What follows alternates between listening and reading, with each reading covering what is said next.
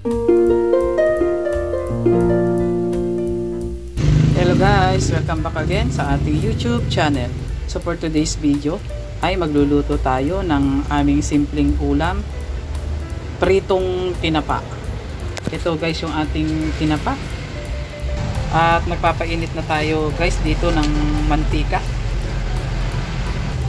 At mainit na rin guys yung ating mantika, kaya ilalagay na natin yung ating mga tinapa.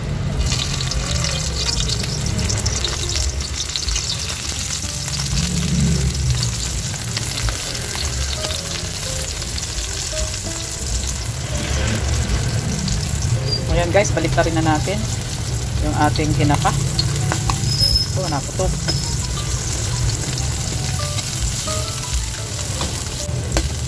At dito naman guys, kabila ay nakapagsaing na rin tayo. At luto na rin ito.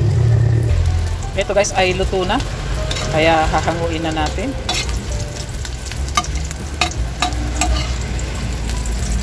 Ang susunod naman natin lulutuin guys ay ginisang gulay, sayote at repolyo.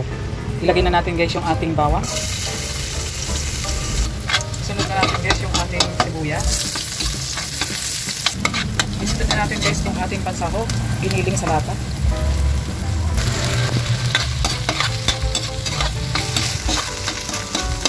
Lalagay lang tayo guys ng konting toyo.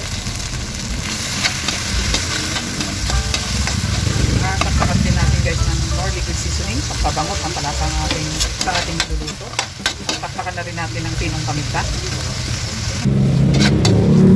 Sunod na natin guys yung ating sayote.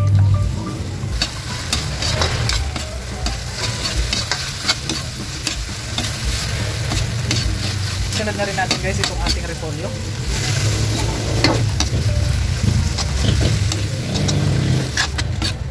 Takpakan natin guys ng konting magic sarap.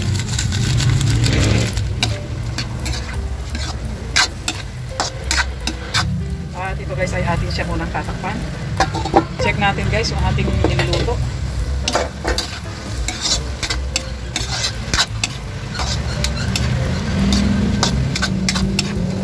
Luto na guys yung ating mga gulay, yung sayote at repolyo. Kaya ayan na nga guys, it's done na ang ating ginisang sayote at repolyo.